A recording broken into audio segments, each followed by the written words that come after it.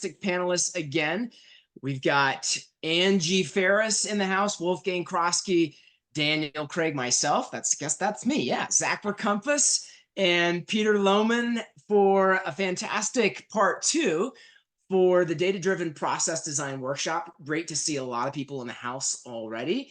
50 people in the first 60 seconds. I love that. And I am excited to dive into some really great stuff related to everything that PMs geek out about, like turnover times and speed to lease and some awesome new metrics that we're cooking up here at ProfitCoach. Jump into chat, tell us where you're tuning in from. And Peter, you're from Ohio. I didn't know that.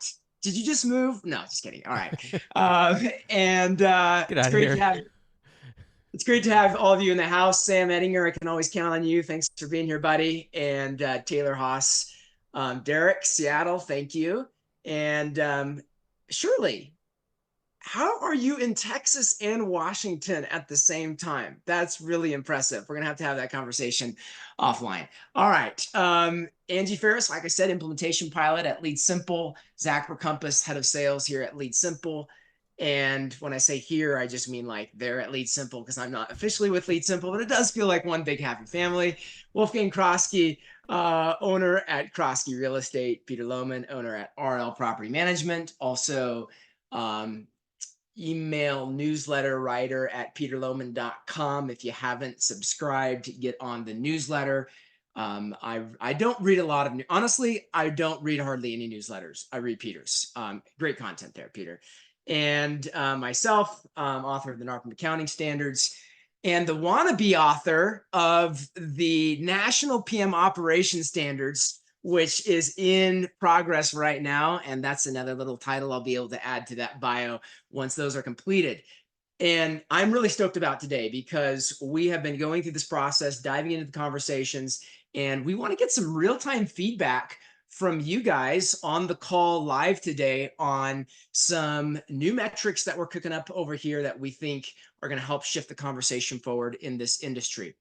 All right. If you've got questions, please dump those into chat if you want a specific response, but really hoping to light up the conversation here with some really good discussion, friendly banter on all things PM operations. All right.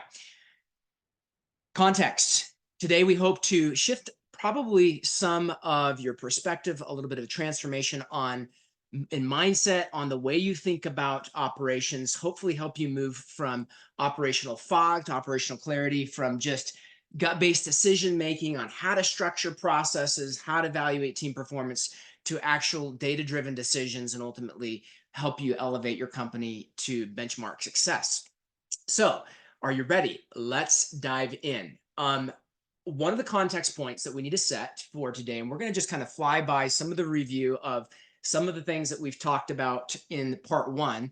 Our shared mission here at ProfitCoach and LeadSimple is helping people become and achieve more than they thought possible. And we believe in that. We believe in that for our teams internally. We believe in that for our clients. We believe in that for our clients' teams, for our clients' owners and residents, all the way down the line. But there's a problem. And the problem is when it comes to property management, how do you know if you're doing a good job? On our webinar last time, we did a little bit of a poll and discovered that 85% of people in this industry, or at least on that webinar, answer this question by looking at their review score. And while you certainly should look at and manage your reputation, I think we can all agree that your reviews on Google aren't a very good actual indicator of overall quality, because there's a lot of, like we said, reputation management that goes into that number.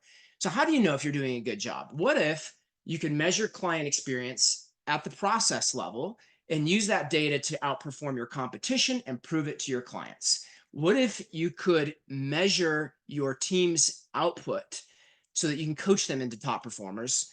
And that is exactly what we want to do with the PM Operations Standards, which is a universal standard to determine if you are doing a good job. All right, we're flying through this review, going to hit a couple more slides, and then we're going to dive in. At Broker Owner, we began the conversation of asking the question, what are the key milestones in all of the core property management processes that represent the standard key milestones of these processes that are kind of common globally across the property management industry. And the premise is, once you understand what those milestones are, you can begin to have universal metrics that tie to those universal milestones. And you can begin to understand what are the key ingredients and best practice milestones around the core property management processes. And so the basic idea is that once you understand those milestones, you can engage in what we call data-driven process design, using a combination of tools. Primarily in this conversation, we're talking about leveraging LeadSimple for this purpose, because the reality is that most property management softwares or property accounting softwares, whatever you prefer to call them, do not have the ability to look at the property management process in this granular way. But if you can begin to understand, for the owner and resident experience, in terms of creating maximum value for owners and residents, what are the metrics that really matter?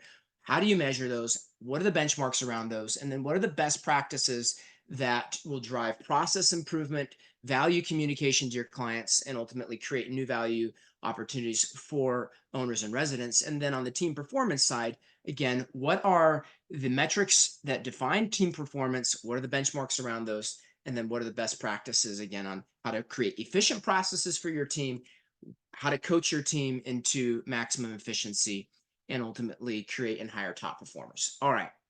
So this is the context and framework. In terms of what we want to talk about today, we want to look at this model and start to actually unpack this in terms of, I'm actually skip this slide. We don't need that. In terms of looking at key milestones for each of the 8 processes. What are the constraints? What are the values? What does completion for a process look like? And when it comes to the metrics that we want to look at, what are the can I go home yet metrics? We've talked about this on previous webinars for your team, that basically have to be at 0 at the end of every day. What are the outcome metrics that matter to the clients, performance metrics for your team, and experience metrics for the clients? We've talked about this. I'm not going to explain all those because we'll get more clear on that as we go along here. All right. So we're going to dive right in. And the first thing that I want to just throw up there is just an initial question. We're going to do a lot of audience interaction today, so hopefully you can make sure that you're in front of your computer and can contribute to these polls. But I want to get some feedback here on new property inspections, because we're going to talk about the onboarding process first. Won't spend a lot of time on this, but 3 questions for you. Number 1, do you visit and inspect a new property before signing a new PMA? Some kind of visit, some kind of walkthrough before signing a PMA. Yes, no, it depends. And then number 2, if you answered yes to the first question, do you do another inspection prior to starting the make ready or turnover? Yes, no, it depends. And if you just answer "if depends" on everything, I'm going to be really upset, right? Because that's just not helpful, right? And then 3, if you answered no to the first question, that is what that's actually supposed to say. Do you do an inspection prior to starting the make ready turnover? Okay. All right. We're going to get some feedback on this. Peter, Wolf, you guys are the property managers in the house. How do you answer these questions? Wolf, start with you. We do, I wouldn't call it an inspection, but we basically lay eyes on the property, make sure that it's something we want to manage. Yep. There's a lot of information we can pull up a public record that lets us know, okay, because we have a certain bedroom square footage, et cetera, that kind of fit within our niche, but you got to lay eyes on the property. Is there any uniqueness to it? So we do that. And then when we are onboarding, that's when we do, I wouldn't call it an inspection also, I would call it more documenting the property. It's filter size, filter location, water shut off, sewer clean outs, like all of that, so we can put them in our custom fields for later use. Okay. So you're saying neither of what you don't do an inspection like anytime in the onboarding process that you would technically call an inspection. I guess the one where we're documenting the Okay. property, that would be considered inspection. So it's to answer your question as laid out, we would be yes, yes. Yeah, got it. All right. And then how about for you, Peter? Yeah, so for us, we actually don't normally visit a property before signing the PMA. Our BDM's actually in Florida, and we do require photos from the property owner if there's any doubt as to the location or condition of the property. Mhm. But by and large, we're going to know enough just by being familiar with the location and chatting with the owner to understand the condition well enough to decide if it's something we want to manage. Got it. So Awesome. we're a solid no to the first question. On the second one, which I guess would be the third one, we absolutely do go to the property. Once we sign the PMA, we will go to the property, whether it's occupied or vacant, and do an initial inspection. Yes. Okay. Awesome. Zach, you unmuted yourself. Were you going to jump in there? Okay. All right. No. I mean, I was very curious, but it would be a tangent of totally remote BDM. And that was kind of an angle that I would have taken, that you have to do one of them, but I don't know that you have to do it prior to signing based on all the information that's available to you. Yeah. So Wolf, real quick question for you. When you're doing a make ready or a turn, you're getting enough information on that second documentation visit for that? Is that basically when you do the assessment that would give you the information you need to conduct that? Yeah, we're measuring, window blind sizes, just going hog wild on documenting everything. We use the inspector, it makes it real easy to measure and all that. But that way we have that information so that later on it's easier. My goal is to be able to order everything needed for future turnovers without ever having to really go to the property. We already have dimensions and products and all that. We can just submit the Home Depot order. Okay. All right, awesome. So you can see the results here on the screen, and we've got just over 50% of people doing a visit before they sign a PMA, about 20% no visit, and then 28% it depends. But basically everybody, if you add all the results together, everybody is doing basically another inspection prior to the turnover. And so that's some people are basically doing 2 visits, some people 1, everybody's doing at least 1. All right. So why is this important? Let's talk a little bit about the owner and onboarding process. So one of basically what I'm showing you on the screen here are the essential key milestones that have come out of this discussion in terms of what are the key things that are occurring in any owner onboarding process. There's not obviously a lot of value being created for the owner here in terms of what they're experiencing immediately, but there are some common constraints. And one of those common constraints is getting information from the property, on the property from the owner. And we've got some different feedback from people like, hey, I collected all in the sales process. And some people are like, no, it takes time to, collect that after the fact. And I guess my question for you guys, Peter and Wolf, and Angee, because you're in the middle of this for building out these processes for a lot of different clients, what are you guys seeing in terms of like expectations on how quickly people get all of the owner and property info collected? Because one of the things I've heard pretty unanimously is that can be a pain. What are some of the bottlenecks and maybe mishandlings of this process that you guys have seen? I don't know, Angee, do you want to go first or back to me? All right. I think that the bottlenecks are owners that don't have their act together. And so we've identified that in basically what that means is they're an entity and maybe they don't have their entity docs, or they don't have their insurance information, or, they don't have those pieces. And we used to, well, then we're not proceeding until we have it. Well, that's not really a great experience. So we've set things up in our workflow to keep things chugging along so that we're not losing time, because once the owner signs the PMA, all they care about is it's not showing up on Zillow yet. Like, when do I get my rent? That's what they want. So the value we can create is getting through this administrative stuff as quickly as possible. And we used to have our owners fill out a really, really long form asking them about every little detail of the property. And that just was a lot of friction, because like I go to the doctor, you have to fill out your medical history every time you go. It's a pain in the butt. Nobody likes to do it. So I don't do it to owners. So we fill out as much as we can, and then we just have them verify.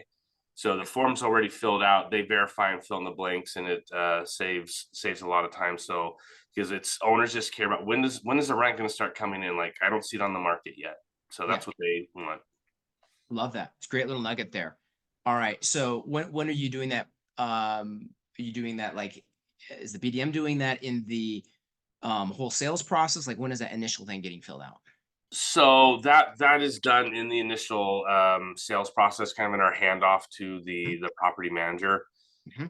And we do it simultaneously with the property onboarding. They're two separate workflows for us, because they move at different rates, and in order to get these things done as quickly as possible, we don't want property onboarding to be held up because we're waiting for the owner's ACH document, for example, right? So we can still do a lot of things while we're waiting for different pieces of paper to come in. So if you put everything just on onboarding, you're really hurting yourself by not separating those. So even if you're doing multifamily, you should have like owner, property, and unit, and just have those things going simultaneously. Awesome. So a little bit of a best practice there: owner, property, and unit. And were you distinguishing those also from your sales process in terms of the information being collected, Wolfgang? Yes. Yeah. The sales process is separate too. And so that's why this period is kind of like the handoff. So we have the management team that the owner will be working with in the future. They're starting their work. Sales is wrapping up theirs. And after the sale is done, there's still a 90-day follow-up period that sales will do with that new owner to check in how things are going. So from the time the PMA is signed, what's best practice from your perspective in terms of how quickly you should have, let's say, all of the essential owner and property information collected? Our goal is 3 days. 3 days. Okay. Yeah. From the date that the PMA is signed. Yep. Awesome. That's what's on our scorecard. Are we there yet? Sometimes, but I think right now we're hovering around 6, but it's too long, because owners, they want we don't put for lease signs up, but they want to see that it's being marketed, and we're working towards getting their money. So we try to do it as quickly as possible. Awesome. And with tools out there, a lot of the information that we normally in past years would ask owners for is publicly available. So just have a remote team member or somebody on your team that's focused more on the data entry. Look up the property characteristics. Look up if they're an entity. Look up this their filing information with the Secretary of State. You can pull up copies of grant deeds. Just reduce the friction for your owners. We are a service business, and so when we introduce friction, we are not providing the service.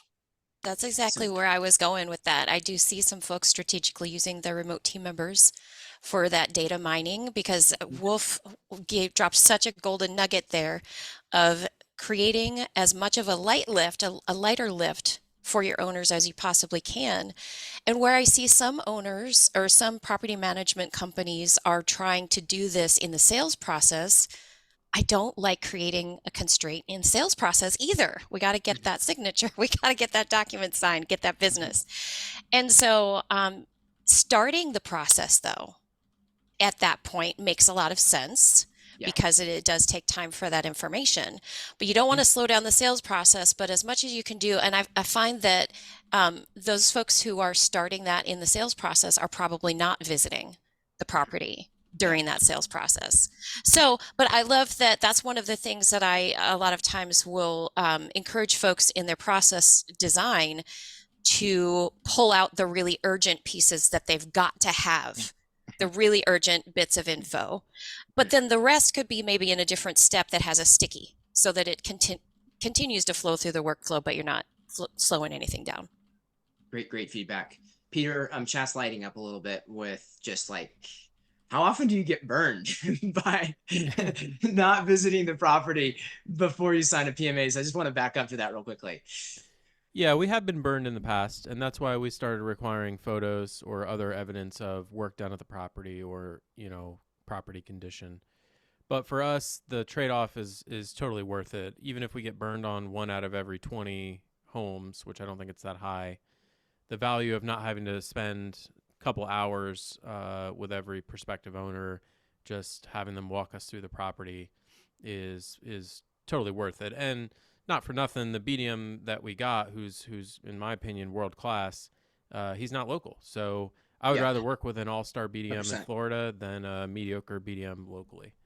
Awesome. So just to address the question at hand with regard to this onboarding stuff, I mostly agree with everything that Wolf said. I think it's Can you important debate that... anything? Can you just like pick a fight just to keep Oh, this that will be interesting? coming, I'm sure. Don't worry. Okay, all right. Okay. And by the way, folks, I should have said this up front. This is slotted for 2 hours. So if you have a meeting at hour 1, cancel that meeting because we're running here. We're diving deep. This is like this. We're just getting started. All right, back to you. So during the sales process, you want to collect the bare minimum that you're going to need to get up and running. As both Angee and Wolf hit on, you don't want to add friction to that sales process. You don't want to have them fill out a 2 or 3 page form before they even sign the PMA. So we collect the bare minimum during that sales process, and some of it is captured in the actual process of the PMA signing, like the W-9, for example. We put that at the end of the PMA. And then the balance of the information, I don't really put a timeline on that. I mean, if we get it within the first 2 weeks, I'm happy. You're usually like pulling teeth to get these owners to get back to you on things like the utility companies and some other stuff that's actually not that hard, or not easy for us to find out. Sometimes the owners purchase the property as an investment sight unseen. They don't know anything. And so as long as I have the info I need to kick off our processes, the other information, I'm okay with it just kind of trickling in as long as it is being captured and not forgotten about. And LeadSimple is great at letting us, keep track of that. I also wanted to mention one thing here, which is you got to be really careful here about data integrity. We've been burned multiple times by both situations. One, the owner giving us wrong information. Everything from wrong number of bedrooms, wrong number of bathrooms, square footage is wrong, address is wrong, you name it, we've gotten bad information. And so then we're like, all right, forget that. We're going to verify everything on the auditor's website. Well, we've gotten bad information from the auditor's website as well.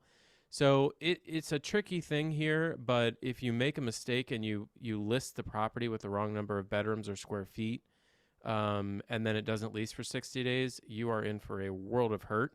Ask me how I know.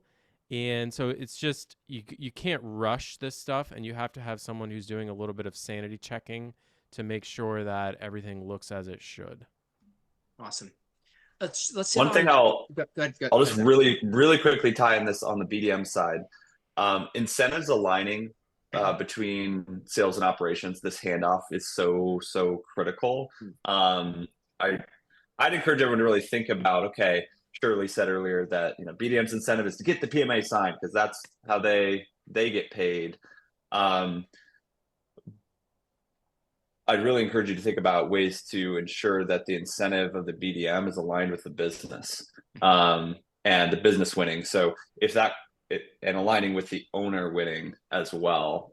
So the owner's not getting paid. You guys aren't really getting a management fee. Yes, you got your leasing fee, up front, but thinking about those levers and maybe having you can build in accelerators or, if we sign properties that onboard faster and we're all getting paid faster, that actually means more to a BDM than a property that takes 90 days for us to be revenue positive.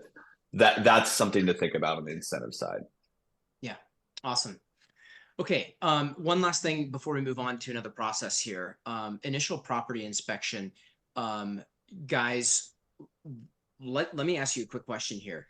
When you do that initial property inspection, is that always, and I'm talking about the one that's, the more in-depth one for you, especially Wolf, is that always after the PMA start date? Do you sometimes do it before the PMA start date? And so curious, like before or after, and sort of what's the general time frame you're targeting there? Sure. So we always do it after the PMA, because till the PMA is signed, we don't have an agreement with the owner to do diddly squat. So I'm not talking about the PMA signing. I'm talking about the PMA start Oh, date. I thought you said the inspection. Yeah, I am. I'm sorry. Does the inspection happen? Yeah, after the PMA is signed, always. Yes, but what about the PMA start date? I'm distinguishing between those two. So the start date, for the most part, we're starting management that day once it's signed in a few cases. And I saw one of the questions that talked about you're not going to start leasing it for 4 months. We've had a couple of those, and depending on the circumstances, we may change the start date on the PMA to reflect that start date, because it can affect your metrics and things like that. But for the most part, when the PMA is signed, we're starting work that same day. And when the very first steps is doing that thorough walkthrough and documenting the property, we try to get done the same day. Same day as the PMA signing. How about for you, Peter? Because for us, that's really going back to, bedroom count, square footage. Does it have this feature, that feature? We need all of that information to really do the onboarding correctly. For us, that, garbage in, garbage out, right? So if we have bad information coming in, it throws off so many of the other processes, even years down the road. We've had somewhere an issue traced back to a field not having correct information in it, right? And we use that field to populate letters or, whatever it may be. So we definitely do what we think is a pretty thorough job in documenting not only the condition and characteristics, but the utility information, the school district information, just as much as possible, so that we can use that. And if you're never going to use the information, don't collect it. It's a total waste of time. If you're not going to ever act upon this data, don't waste your time trying to do that. Awesome. Quick response to Jason Evans: digital paper or paper signing? Angee? I would say 95% are digital for us. Yeah, same. Awesome. Another quick question from Chris. We're debating about mandating order. You know what? I'll let you, Peter and Wolf, tackle that question in chat. We're going to keep moving here. All right. Some really good feedback: quality over speed in the owner property onboarding process. But would you guys agree that the speed element here that is absolutely critical is the initial property inspection, in terms of how quickly that happens after the PMA? So the initial property inspection, it kind of depends if it's occupied or vacant. Not as important for occupied, but for vacant, we do want to get out there as soon as possible to put together a full scope and estimate. I don't know about the other attendees, but for us, when an owner turns over a vacant property to us, it's never rent ready. Probably literally 0% of the time. And so we have to get in there and make a scope and estimate and conduct our initial inspection as part of that. So ideally, once the PMA is signed, we are getting in there within a few business days to get eyes on it, and then getting that scope and estimate. And I am talking specifically about vacant properties. Okay. Yeah. So get in there within a few business days, and then get the scope and estimate out to the owner within, say, 1 business day after that. Yeah. Awesome. Okay. So that's a great tee up to the next conversation. What is the difference between a turnover and a renovation? So one of the things that we have to look at here, if we're going to standardize metrics around how quickly you're getting a new vacant property leased, or an occupied property that you got a notice to vacate, you're switching out tenants. What is the difference between a turnover and a renovation?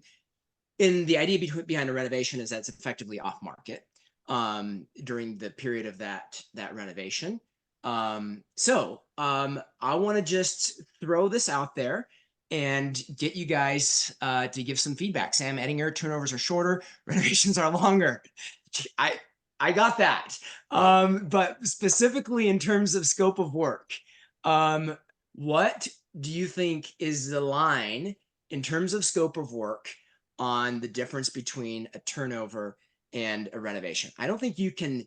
My argument is that you cannot use a time frame because maybe you're just really slow, right? So I'm going to put out a definition here, and this is something that came out of one of our operation standards meetings this week. Turnovers include repairs up to painting and cosmetic drywall and flooring. Turnovers with deeper repairs, cabinets, countertops, etc., should be considered a renovation. Thoughts? Peter? Yeah, I have some thoughts to share on this because the discussion with my clients is kind of interesting, where they bring in whether the oh sorry, what's the word? The funds that the owner has always banked for Maintenance this. reserves. The reserve, thank you. The reserve, whether the reserve would cover it, or because typically they, what they tell me is they consider just the normal turnover types of things would be covered under that reserve. But if there are more projects that need to be done that they need to seek bids for and is going to go over that reserve amount, that would be more considered a renovation. So I thought that was interesting. Yeah, that's interesting. Peter, Wolf, thoughts on this? Interesting, but not applicable, at least for me in Ohio, because I can't do a turnover for less than probably $2,000, just due to the age of the homes and everything else. And a lot of our reserves are 500 or 750. Right. I'm speaking specifically of this of what's on the screen here. Thoughts? So just for my clarification, why are we distinguishing between these two things? Yeah, great question. So again, the context is as we start looking at marketing metrics related to property marketing, and your ability to do that efficiently, you cannot compare people. You have to distinguish between a turnover and a renovation, because you cannot measure your leasing speed the same without distinguishing between those two. If you have a major renovation, right, that's going to massively throw off your overall leasing speed. We're talking about standard turnovers. So that's the idea behind this. So the idea is that if your owner is engaged you to do a renovation, or is engaged a third party to do a renovation, that shouldn't count against you for your days vacant. Yes. Got it. Okay. Yep. I think that's fair. We don't do a lot of renovations, and we don't so it doesn't come up for us too often, but I know a lot of property managers do, and will actually advise and recommend big time renovations to their property owners in order to drive up rents. For me, this gets into like, if you're remodeling a kitchen or a bathroom, that's like a renovation. Yep. Obviously, if you're adding an addition or you're doing major work, yeah, I mean, when I think about a turn, I break the turn costs into 3 categories. One is security deposit items that are tenant damage. The other is normal wear and tear. And then the last one is capital items. These are long-lived improvements that you can amortize and depreciate over time. So like those are the 3 categories I think about for a turnover. For a renovation, it would have to be over and above one of those 3 categories. Okay. Well, I don't want to get hung up on this. Kind of curious, just quick feedback. Wolf, any quick thoughts on where you kind of draw the line here? Where we draw the line is, does it need permits or not? If it needs permits, it's a renovation. And I know that that's not a universal metric to use. That's just what we use in our office. Awesome. Okay. More conversation on that. But the basic idea here is when we're talking about a turnover, we're not talking about major remodels. We're talking about something in the ballpark of what we have on the screen here. Why does that matter? Because we want to dive into talking about the turnover process right now. And one of the big questions that's come up as we've looked at the turnover process and the key milestones is there's actually a lot of different opinions on what goes into a turnover process tied to the question on the screen. So we're going to launch the poll here. Do you ask for owner approval of bids in the turnover process, or is your turnover pricing pre-negotiated, which obviously is another form of approval, but it's pre-negotiated in the PMA. And basically what this means is that you have standard set turnover pricing for standard items, and you can go in and do what you need to do outside of like major renovations, bathroom remodels. But for your standard turnover, you can do what you need to do without any specific one-off owner approval. Let's get some feedback here. Peter, how do you handle this? I was just typing something in chat, but the whole idea of like pre-approved turnover pricing. Permits are things that slow the process down. That's probably No, why yeah. you don't know about it. Okay. The idea of pre-approved turnover pricing, it's just like, bring it on, baby. How do I get me some of that? How do I do that? Yeah. I love the idea. It's not something we've done, but I love it. Like, where do I sign up for this? Yes, tell me more about this. So I guess the answer is we don't do that, but I'm here to learn. This sounds exciting. So getting ready for this webinar has made me rethink a couple things, because right now we have for our turns a pre-approved amount of a certain amount that's higher than our reserves that allows us to do a lot of the, just small repair maintenance items that are, rinky dink, but they're outside of the normal not to exceed amount that we have for normal work orders. But I am now rethinking that maybe we set a dollar amount for, I don't know, paint, carpet, those types of things that it's already agreed upon. And so just speed things up. Because right now we just have a dollar amount for specific turnovers. And if we're going to go past that, or the house needs more work than that, that's when the bids come out and getting them approved. So I think this could be rather interesting. When we did a lot of the foreclosure work for Wells Fargo, they had pre-approved amounts they had a whole list of everything. And so if it was at that amount, you just got it done and then you sent the bill. And so, and their whole reason was trying to decrease the time to get the property, on market. So I think it's a good idea. Yo, Awesome. We got Brad coming in. Let's go, Brad. Brad, I just unmuted you. Can you jump in here and I think you need to unmute yourself and talk a little bit about how you did this. Can we hear you? Can you hear me? Yeah. Yes, sir. All right, coming in the house, Brad. I'm not trying to hijack your webinar, Danny. You're doing a wonderful job. Hey, man, you're the boss. Bring it on. How did you do this at Sawyer Property Manager? By the way, Brad's the new CEO here at ProfitCoach, so I let him. You had to let him on. He's the new one. I let him go on my webinars every once in a while. All right, Brad, how did you do this? So, okay, but by the way, before you answer that question, here's the results on the poll. 78% ask owner approval for each turnover, and 22 say it's pre-negotiating the PMA. We have multiple property managers on staff here at ProfitCoach, and when I showed him this, so one is our coach, Nate, and another one's Brad. Both of Nate ran a company with 2,400 units. Brad, your company was like 1,300. Both of them were like, what? People actually ask for owner approval on turns? Wow, what a time suck. So, Brad, take it away. Sure. So what we did was we had a standard turnover price sheet that listed basically everything that would occur in the standard turnover. And it was priced out paint per room, carpet replacement per room, cleaning based on different tiers of square footage of the house, etc. And the any vendor that we used, any preferred vendor, and I won't get into our preferred vendor program right now, but any preferred vendor that we used, and which was all of our turn vendors for sure, would agree to that pricing.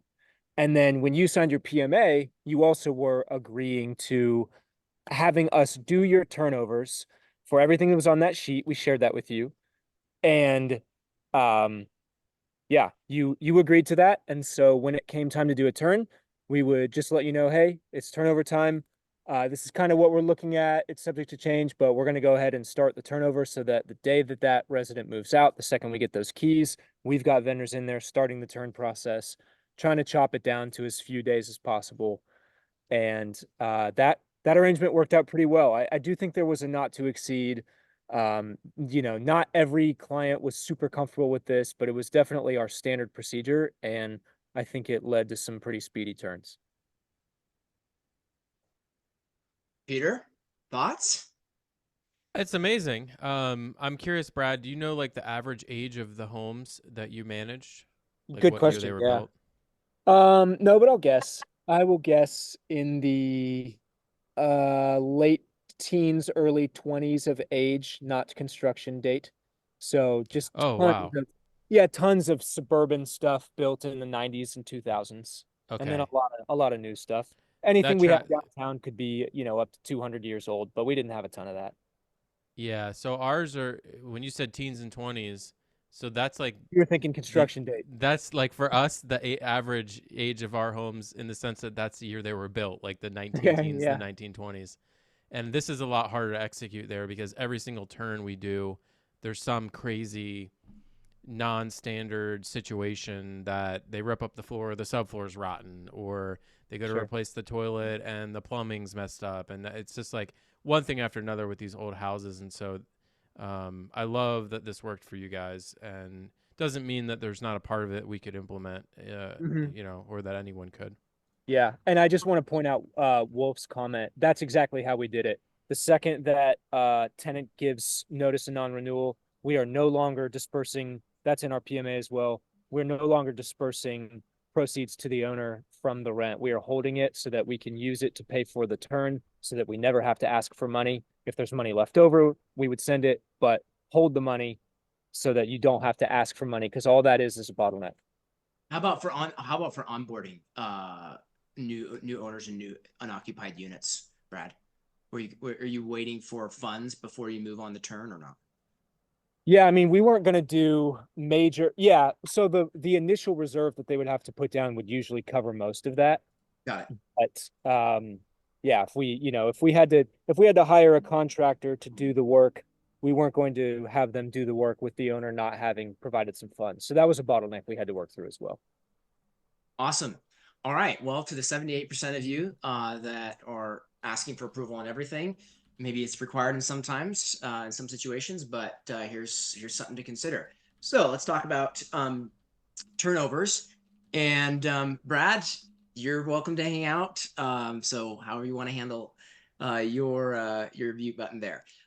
Okay, so turnovers. Here are the major milestones that came out of our initial look at milestones at broker owner. Number one, request bids, estimate sent to owner, owner approval and funds received, vendors assigned. We talked a little bit about some of these orange bottlenecks here just now, owner approval and funds received, and some best practices around how to speed that up. Work completed, final inspection approved. And what I wanted to do here is just like unpack a couple of these here for a few moments. We're actually moving a little bit slower than I thought, but we'll spend a little time on this. In terms of the estimate sent to owner, when you are getting kind of per turnover approval, what are some ways that you guys, Wolf and Peter in particular, from a vetting perspective, make sure that you're actually delivering a well vetted estimate to owners? Because I assume that managing maintenance costs is one of the values you're providing to owners in this process. Yeah, so this is one I think is one of the most difficult and most valuable things that we do for our property owners as professional property managers. Preparing a scope and estimate of a vacant unit to get it rent ready and appropriately to the level that makes sense for that specific property in that specific neighborhood. That requires all of your professional insights and knowledge and vendor network and understanding of the rental market and understanding of that property and who's likely to rent it and what are they looking for. So this is a super valuable thing that we do for our owners. I want to underscore that for the property managers who are listening. Do not take this lightly, and also communicate to your owners the value of what you're doing here. What would they have to pay to get some random person to go prepare a scope and estimate for a rental turn? Mhm. Like, I don't even know how you would find someone to do that. So super important. And in terms of finding ways to keep costs down for our owners and reduce errors and mistakes on this scope and estimate, a few things that we do. One is we have kind of like a fancy Google sheet that we use. It actually may have even been converted into Jot form that has a bunch of like standardized pricing where you can select like the cleaning level required, and given the square footage you input, it automatically calculates the cleaning price. And there's a bunch of things like that where it's like drop downs, and there's a bunch of formulas in there where it'll automatically add like a 10% overhead for kind of like stuff that we missed, and there'll be an area where you can highlight items that you are suggesting to the owner but aren't required for the turn. So having a standard template that automates as much of this as you can is one way to handle this. And we also, Hey, Peter, couldn't Yeah. that like be used as the basis for pre-negotiated pricing? possibly, but that's only a part of Sure. what goes into the Okay. turn cost. Yeah. Sure. Yeah. One other thing we did recently to speed up this process is when we send out the scope and estimate, we used to wait for them to approve it before we sent instructions on how to make the owner contribution and for them to fund it. But now we include it in the same email. So we say, if you're good with this and you approve it, here's instructions on how to send the funds. And so that took one step out of the process. Another thing that we did is we set up some automatic nag emails. So if we send a scope and estimate for approval, if it sits in that stage for more than a couple days, an email goes out automatically, like telling them like, hey, every day that we don't hear back from you, it's like a day for day delay on you're getting your turn completed, which means you're losing days on market, blah, blah, blah, blah, blah. So that also sets a sense of urgency into the owners without us having to manually go in and do that every few days. So that was something else that we did. Great tidbits there. Wolf, what do you have to add? Nothing much. I think for us, one of the things that we did is, embedding a Loom video on how to make their payments, right? Like I think a lot of big changes or reduction in times can be done by small incremental changes in a process. So inserting Loom video as opposed to a long worded email is a huge time saver, not just for owners, but tenants and even your team members. To have embedded video instructions is, I think, one of the best things that you can do that has the most ROI, because it doesn't cost much other than your time and a Loom subscription. So I fully agree with inserting those items where you can to speed up getting that information. And then the nag emails, I think that's a new feature request. We do similar type things, and it's helpful because otherwise somebody's got to have mental capacity to remember, hey, how's this property doing? How's this turnover doing? And you're just primed for human error when you're depending on somebody's capacity to remember all these different projects. So just building in touch points or reminders of, hey, we haven't gotten X, Y, and Z. And so, yeah, you totally will have a time where the nag email went out and it shouldn't have, but that's a learning moment for you to adjust your process. Why did it go out when it wasn't supposed to? Oh, I forgot to update, or, I did the work, but 3 days later, I actually went into the system to update. Well, we got to change that. So. Awesome. I do want to just point out one thing. I love this comment from David Klein. Interesting idea. We ask owners to opt in for our speedy rent process with pre-approval for up to 2,500. So that's interesting idea there. Brad, talk a little bit about vendor pre-negotiated vendor pricing and how that has impacted your turnover speed.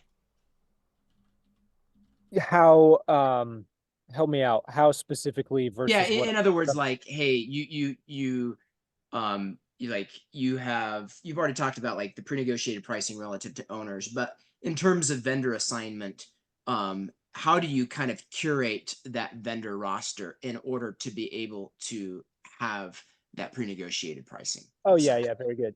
Okay.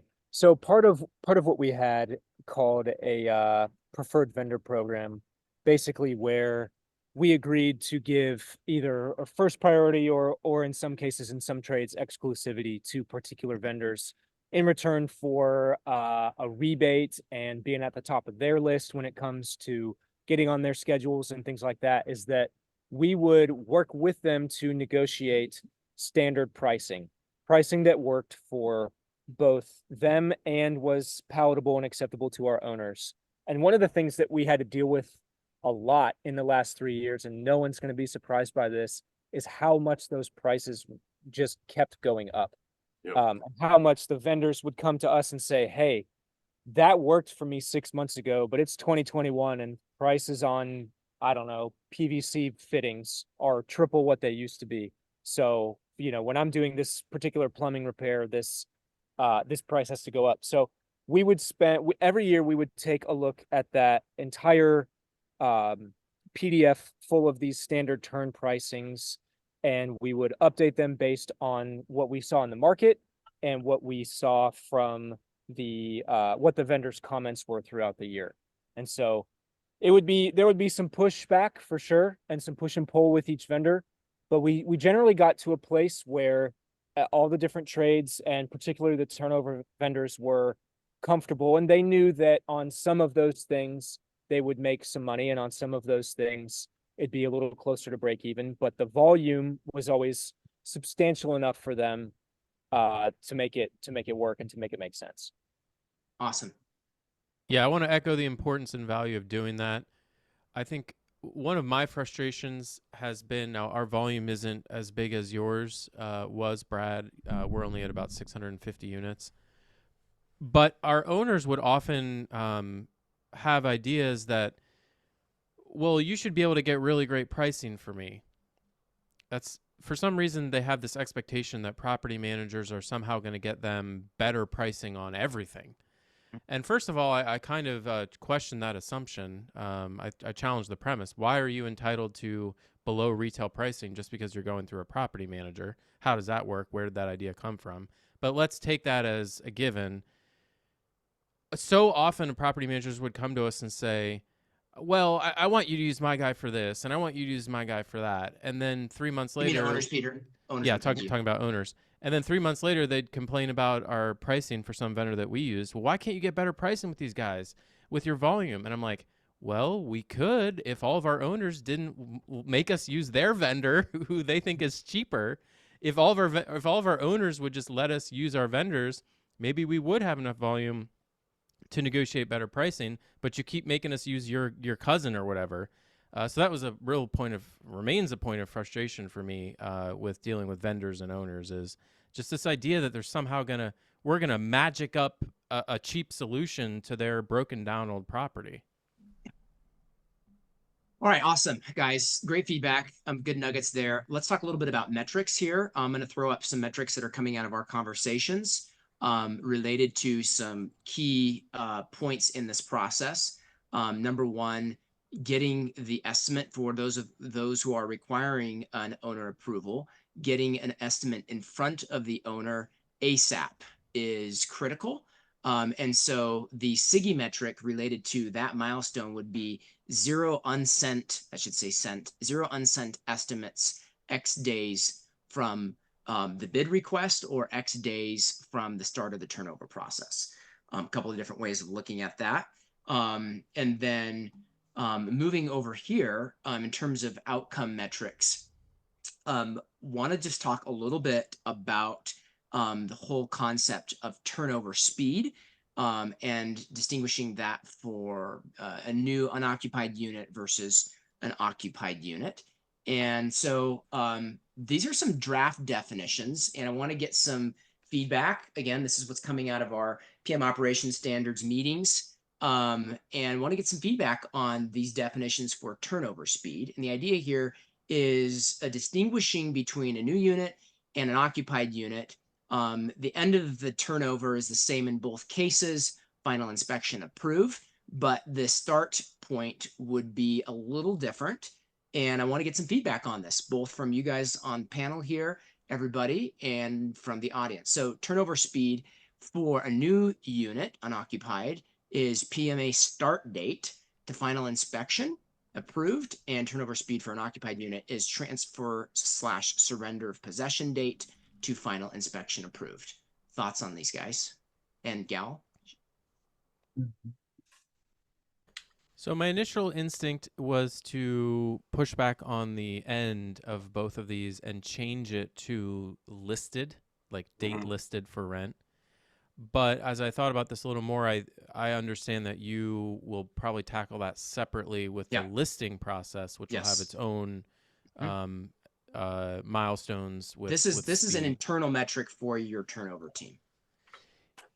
Yeah, and for us, the way it is right now, the metric is tied to the listing date, because I want to continue that sense of urgency for the turnover team all the way through to literally push on the listing team to get the unit listed for rent, because that's what matters to the owner. I could. And there's another metric for that, Peter, which we're calling speed to lease. So this is basically looking at a segment of that. I get that, and I agree with that philosophy. I'm just letting you know how we do it today. Yeah. What do you think about starting the clock at these points? What do you think about the start times on these guys? I'm in agreement with both of these starting points. Yeah. So I love I guess the for me PMA on the occupied, why is it different? It's PMA start date. This is talking about for when you between a previous tenant and a new tenant. So like. Right. No, I understand. But like, so you're talking about the turnover when you're taking on a new property that is occupied and you're doing your quasi turnover for, it's already occupied, or you mean after a turnover, it's already been under management for several years? That's what I mean. It's already been okay. Sorry, my misunderstanding. Never mind. I agree. Awesome. Okay. The thing I like about these definitions is one of the things that I think people often think about is like the start of the turnover process is the inspection, right? But the problem with that is what we really care about is the measuring from the earliest time that whole process could start, right? Which is the PMA start date or the notice to vacate. And so if you're like, hey, well, this is going to hurt us because we've got, a certain amount of time that happens between, the surrender of possession and our inspection, like that's what we're talking about getting rid of, so that your entire process, the time of non-revenue days can be diminished. All right. Love this. Let's move on. Let's talk about property marketing. Going to kick off this discussion with a poll here. And the question is specifically, when do you list a new property? Sometime before the final make-ready turnover inspection, sometime after the final make-ready or turnover inspection. Oh, wow. This is really fun. This is actually the most fun I've had all day. I'm watching the bars and who's going to win here. This one is actually pretty tight. Wow. This was pretty heavily debated. Okay, Zach, what's the debate? Well, the debate is basically pre-listing a property before you know how long it's going to be, before it's ready. I lean that way. So I'm just going to play my cards before you show the poll. I lean that way because it forces you to have the right information. I should have the knowledge well in advance of that tenant moving out on how quickly that unit should be ready. And I want my team thinking about that way. I want them all like, we should know what it's going to take for this to turn. And that's why we have quarterly inspections. That's why we're doing stuff in advance. That's why we start lease renewals 90 or 120 days out before. So we should really know, so that we ideally have a tenant ready to go, just so much faster than waiting all the way till the turn is complete. So that's my thought. Wow, guys, this is switched back and forth so many different times. Seriously, this is crazy. Peter, Wolf, your thoughts? Angee, let's start with you, Angee. What are you seeing here? I just love anything that's going to get my people to think about the fact that they can start their marketing process during the make ready or turn. So I find that I'm often having to encourage folks not to see them as such siloed issues, and then they're losing time. So whatever drives that forward, I'm for. Yeah. You were making a distinction between pre-listing and pre-leasing. Well, let's just throw out the results here. This seriously was really fun to watch. This went back and forth so many different times. It's a 2-vote difference here. And it it toggled back. So slight victory today for the people who are marketing after make ready, but maybe that's just what we're used to. And maybe when we do this webinar in a year from now, it'll go the other direction. But thoughts, guys? So I think for us, we don't pre-lease. We've just had too many issues with that. And we like the whole, do you want this house as is what you see? And that's what you're getting. I think works better. I know there's been some data collected on whether pre-leasing actually speeds up stuff or not long term. But for us, you have it's a checks and balance type item, because you have the sales team that's wanting to get this property leased and get it going because their commission is tied to getting it leased. So they're putting pressure on the turnover team, but the turnover team can't give it to the leasing team until the inspection's done. So it's a great way to have both sides putting pressure on each other to get things done. So for us, we do after the turnover inspection. So this is something I find to be very regional, and I'm fascinated by the differences in how professional property managers approach this. Like, for example, we just had Jeff in the chat. He did it to host some panelists. Maybe he'll do that again to everyone. But he said, we do 100% pre-leasing while units are occupied with a 10-day turn period. And I know dozens of PM business owners who do similar. They're like, yep, it's 5 days or it's 10 days for the turn. So we know the new move-in date and we pre-lease it before the old tenant ever moves out. We do that year round for like 95% of our leases. And whenever I meet someone who does that, my brain like explodes, because that just isn't a thing in our market and it would never work. And I could explain why. It would take a while, but I admire, my hat's off to anyone who operates that way. You're doing an incredible service for your property owners. I hope they appreciate you. I hope they send you a huge Christmas card with a lot of money in it every year, because that's amazing. I'll I think it's also single family versus multifamily with that conversation too. Well, I've known folks who do it for both. I've seen people do it for single family, and obviously for multifamily, it's a lot easier. You have like a model unit and whatever. But I distinguish here between pre-leasing, which is you're actually showing the unit before the old tenant moves out, and you get a lease signed, sometimes even before they even move out. And when you do that, you have a really narrowly defined window in which to turn the unit. So I hope nothing goes wrong during that turn. You better have your systems in order. What we do, we don't do that. We've experimented with that. We've never had great success with it, so we don't really do it anymore. We do pre-listing. That's where it's like coming soon or whatever, but we have the listing up. You can't schedule showings, but it garners interest. It gets people on a wait list, and then as soon as the unit is done, it's rent ready. The final inspection's complete. We turn on showings. Everyone who was on that list gets notified, and then ideally we have a huge burst of showing activity right when we turn that on. So, and then what we do actually for most of our properties is neither of the above, and we just don't do anything until the property is ready to show. At that point, we get the listing up. But I'm fascinated by the differences here in such a core process that we all do. It's handled so differently in different parts of the country and with different property managers. And this is why days on market is a really useless metric. What do you guys think? I just threw that out there. I think it's useless because there isn't a common definition. I don't think if we have a solid definition, I don't think it's useless, but there definitely are some other metrics that would go along with it. But without having a common start date, end date, what do you consider on market, then it's a total, it's BS. Yeah. All right. So what I do want to ask you though, these are the common milestones. And I'm wondering if we could insert another milestone in here to actually to distinguish between a coming soon type of listing and when it's actually something that you can vet applications on, and actually when it's leasable.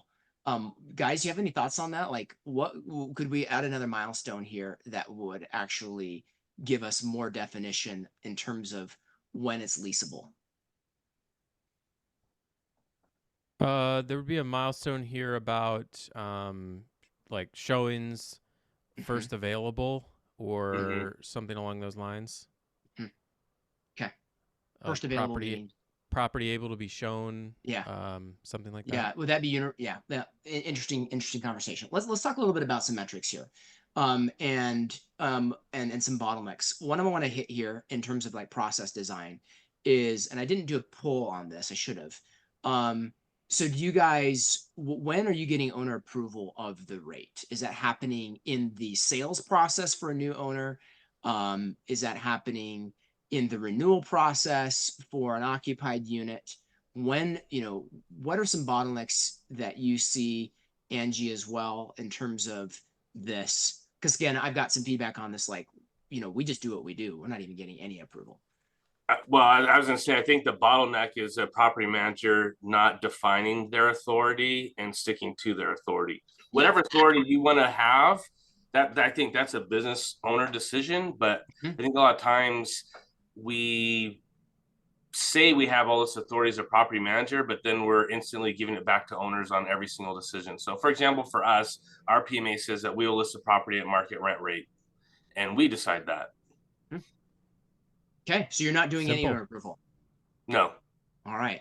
That's beautiful. I'm going to take that back to my people. That's amazing. All right. You hired us because we're professional. If you don't trust us, then don't hire us. Love it. Quick chat response here. Do you get owner approval or not? Put that in chat and make sure you're chatting everyone. I don't have a poll on this, but let's get some feedback. Do you get owner approval or not? All right, let's talk a little bit about some metrics here. I'm going to go to the next slide to talk about this. So this is probably one of the most controversial slides in the whole presentation. So this is the point of the presentation I've really been looking forward to. Leasing metrics, and all leasing metrics about to be displayed on this screen exclude renovations. All right, so per the discussion earlier, we're not talking about situations where there's a major renovation in the process. And then we're also going to distinguish between a new unoccupied unit and a occupied unit with that's been under management and you're between tenants. All right, so new unoccupied unit. We want to posit or propose a new metric that replaces days vacant. And we're calling this provisionally speed to revenue. Revenue as in rent revenue. And what we're talking about is not rent collected. We're talking about the first date of build rent. Time from the PMA start date to lease start date. Speed to revenue. And the idea here is, I'll just stop there. I'll pause on that one. I'll move on to the next one. Next metric, speed to lease. This is really what you were talking about, Peter. Time from PMA start date to lease signing date. Okay. And then for an occupied unit, the metric that we believe really matters to owners is days without revenue. And this would replace standard conceptions around days vacant. We think that days vacant is fundamentally ambiguous because, thank you, Peter's just shut down the conversation. Yeah, I agree. All right, we think that I'm not finished with my speech here. I thought this was controversial, Daniel. Like we're all like, all right, good. Yeah. We believe that fields. Yeah, it's controversial because no one uses these metrics in terms of PMS softwares. Days vacant is fundamentally ambiguous because we don't really care if for the purposes of leasing, like in revenue, like whether or not they move out before the end of their lease, they're still paying, and whether or not they move in after the first date of rent, they're still paying. So replacing days vacant with days revenue, time from lease end date to lease start date, and then speed to lease is not based on the lease end date for the previous tenant, but based off of the time from notice to vacate to the lease signing date. that entire period is your reflective of your speed to lease. So this is probably that perhaps is the most controversial, because some people might like, well, no, the clock shouldn't start till after the tenant moves out. Thoughts on this? Let's light it up in chat. What do you agree with, disagree with? Go for it, guys. I agree with all of it. The issue is going to be getting this data depending on what property management software you're using and stuff like that. And that's going to be the challenging part. That I think we can all agree on this data, but sometimes when getting certain data points has too much friction, we default to something easier because it's like, I just hit this button and the number spits out, so I'll just use that. So sure. I think in order for this to work and to get traction, we really have to put the pressure on software providers to help us get this data in a lot easier way. Yeah, and that's what we're right. The pressure is mounting right now. And because at the end of the day, the cool thing about the partnership between LeadSimple and ProfitCoach is this data is available, and it is going to be available as a result of the fact that you have these steps in your LeadSimple processes if you're using LeadSimple, and as a result, you can very accurately measure these kind of precise numbers. And so, go ahead, Wolf. As I say, the other thing that I like about this is some of the stats that we've been using for a long time are dependent upon human data input, and whether that is done at a timely manner can affect those results, or, oh, we have to go back because I forgot to change this one, etc. Where, the date that the notice is given, the lease start date, the lease end date are usually hard coded by software. And so it's going to make things not only more accurate, it's going to be just quicker to get. So I fully support it. Awesome. All right, little feedback from Jason Evans. Thank you, Jason. He's saying, well, as I interpret, speed to lease might be a little difficult and give you some bad data because tenants can give notice 30 or 60 days. And the response from the people who are pre-leasing is going to be exactly. And that's why we have a new tenant lined up long before the old tenant has moved out. So how do we reconcile this? So yeah, the way I would address that is, so I love, of course I sent my message before you popped that last one on the screen. I love the first three. The last one, I would like to see that be, essentially days on market. And for the pre-leasing people, their days on market is 0. Basically means, like they got it listed prior to the old tenant moving out, so they should get credit for that, and their days on market should be 0. The time from notice to vacate. I mean, what if the tenant gives notice to vacate 3 months after they move in? They're like, oh yeah, by the way, I'm not renewing my lease because XYZ situation. So that is really going to vary quite a bit. So I'd love to see that be something like, just a traditional days on market metric. Although, I don't know, I need to think about that a little bit more. I think I looked at that one put too. a possession back to lease start. What'd you say? Yeah, Jason put possession back to lease start as maybe another way to possession to lease signing date would give the pre-leasing folks that 0. Which would let them be rock stars at conferences and which is all they care about. Possession to lease sign. You'd want to, good. All right. That was what I was gonna tag on there too. Was and we have this data, so like we know current lease, move out date, future lease, move in, and future lease start and end. So measuring that by it would effectively, if you pre-leased it would be negative or 0, and you probably just zero it out. So it would range from 0 to whatever worst case scenario is. But if you started the clock at current lease move out date, then that's the way I would look at it. All right. I don't think we have any debate on days on market, time from listing date to lease signing date, except for maybe introducing like a days on market that were actually showable days. Yeah. Would be a variation on that. The other thing that's worth discussing here for all of these metrics, I'm always wanting to narrowly define, like, when when you meet someone at a conference and they ask you what's your speed to lease, are we talking about trailing 90-day average? Are we talking about trailing 30-day median? So like median versus average, and then how far back in time we're going to calculate. I would love to make sure that that's encoded in the final definition, just so we're all, and I would argue actually a lot of these median is a more appropriate gauge than average. I can talk about why another time, but all of those details to me are important. Yeah, good feedback. All right. Well, hey, that was easier than I thought it was gonna be. Awesome. All right, let's move on, and we're gonna pick the pace up a little bit here. Applications.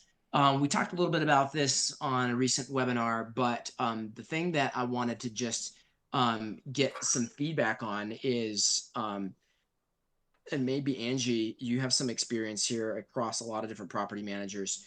Are there some ways that you're seeing people speeding up the applicant verification, approval, and denial process?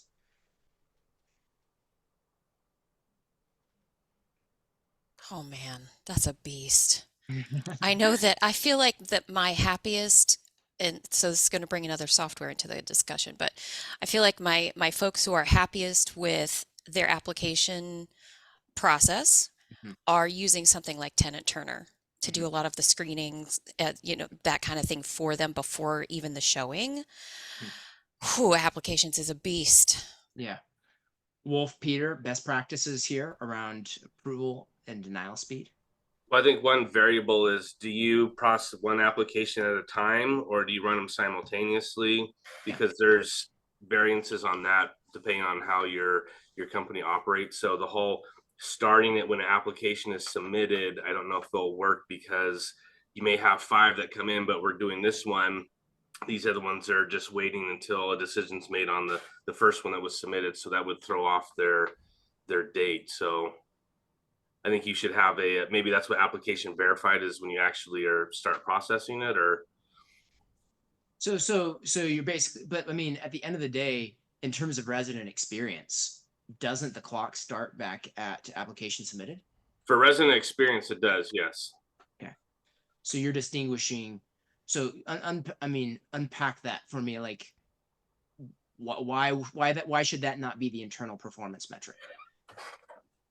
Because of how some properties are going to get a flood of applications right on day one, but you're only going to start processing, if your company operates this way, the first application, go through the whole process, and you may have let's say a 3-day window that if it's not completed or a decision made after 3 days, so long, move on to the next one. Just it depends. Sure. What do I you think think there's some variables here that people could push back on. What do you think is best practice? Depends on your state's fair housing laws and how you deal with applications. So many depends, right? Oh my goodness. I find a lot of folks will try to pre-weed out by sending their application submitted. We've received your application. Their confirmation email already gives them a lot of the check boxes that they need to basically screen and weed themselves out. And that seems to help dial down into more quality applicants. And then I love somebody said to KPI it. And if they don't give you in the chat, it was, if they don't give you if they're not quick enough to get you all of their information, move on. What do you guys, in terms of resident experience, do you think we should measure, and perhaps it's both, be starting on all documents collected or applications submitted? So Stacy had it right in the chat. I think she said we don't start the process until we have all the documents. So for her, the first 2 steps are reversed. That's how I think about it too. Yeah. Just because you filled out a form on a website doesn't mean you applied for a rental property. You don't, if the application is not complete, you haven't applied. So, and I think where maybe we're getting a little tripped up here, Daniel, is I don't care about the experience of somebody who's not actually going to rent from me. Exactly. So I'm not worried about Mhm. their incomplete application and how they may feel about that. The fact that we haven't gotten back to them or it's taking too long or whatever. So love the idea of flipping those first two steps. Something we do to speed things up, as mentioned in chat, the rental verification process takes forever. Trying to reach out to the former landlords and get them to get you the documents back and everything. To shortcut that, we have a rental score above which we skip the rental verification process. Same We just here. say if your I forget what the number is, but let's just say it's 700 or 720 or something. If your credit score is above 720, we don't bother with it because we figure if you've got a credit score that good, you've got enough to lose that it's highly unlikely that you have a damaged rental history that's going to show up. I mean, quite frankly, and you guys know this, almost nothing ever comes back on those rental verification checks. They're almost worthless in the first place. So we try and skip them if we can. And that has helped speed things up quite a bit. Any other best practices? One thing I will say, Right. yeah, just tag on to that really quickly. You can 100% automate that first response for applications submitted. Include a Loom video outlining the top things people miss. You don't yes, they aren't renting from us, so they aren't technically a client or resident of ours yet. But the main value that can be there, Peter, that I've seen is reducing calls, checking up on application status, because you've already told them, they know you got it. They're not waiting pensively for like a reply. You've told them, the Loom video is great because it walks them through what the process is, because they won't read an email. Usually they tend to watch videos a bit more, at least that's what we've seen. And then you can cut down. I mean, a couple of our clients just recently talked to one that cut down, just by that one automation, cut down leasing calls by 30%. The people just ring in the phone to ask where the hell is my application and what is up with it, because I want that property, even though they're totally unqualified. So they're just wasting your team's time. And I'll throw in a little joke here. So in California, where all this screening stuff's gradually becoming illegal, we're gonna have the quickest processing times because we just, oh, you have a pulse, you're approved. So it's getting easier for us. Awesome. Okay, let's move on. Move-in process, not a ton here. But any like, one of the things that I'll just like take a second on is from a resident experience perspective, what do you guys find are some of the most poppy, significant ways to boost resident experience in the move-in process?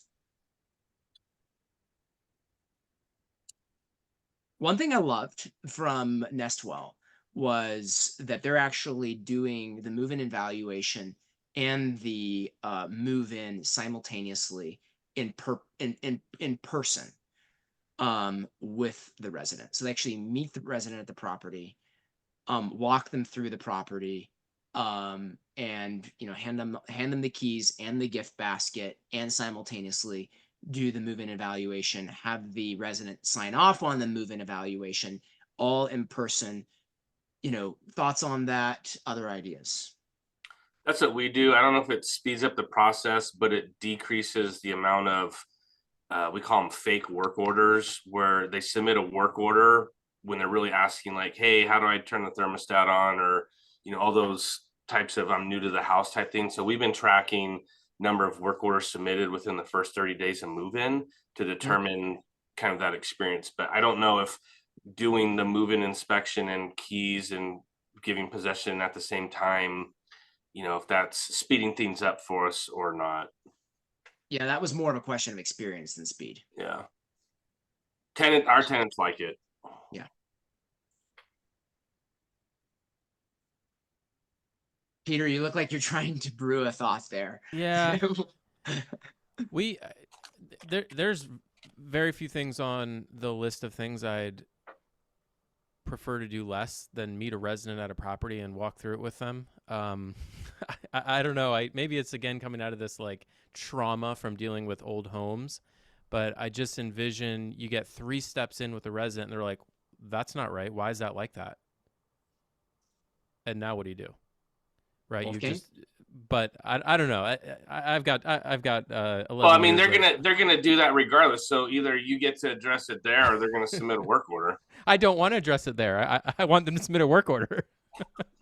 But maybe that's just me. Well, let's hear. I was curious, Peter. I think the answer to this is comparing Peter's move-in NPS scores to Wolfgang's move-in NPS. I have high NPS scores. I just have low response rate. I got to work on my response rate to my retention. Okay.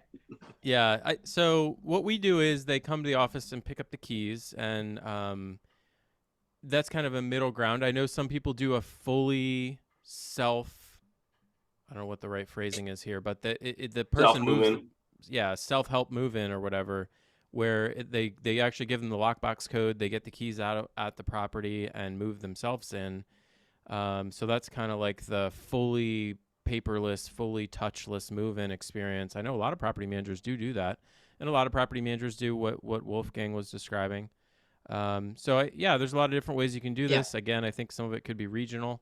In terms of ways to improve the experience, the best thing you can do is have that unit move-in ready, fully checked.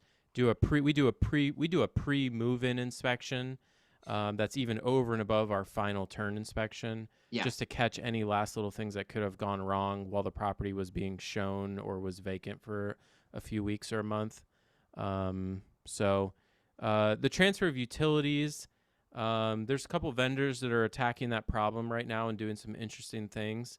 I think that's worth keeping an eye on as something that could potentially start to become easier both for property managers and residents, is that whole utility transfer experience. Yeah. So that's an interesting one to potentially look at too. Awesome. All right, let's hit renewals here for just a minute. This one is backing up from kind of the final outcome of a lease renewal process, which is either lease renewed or notice to vacate.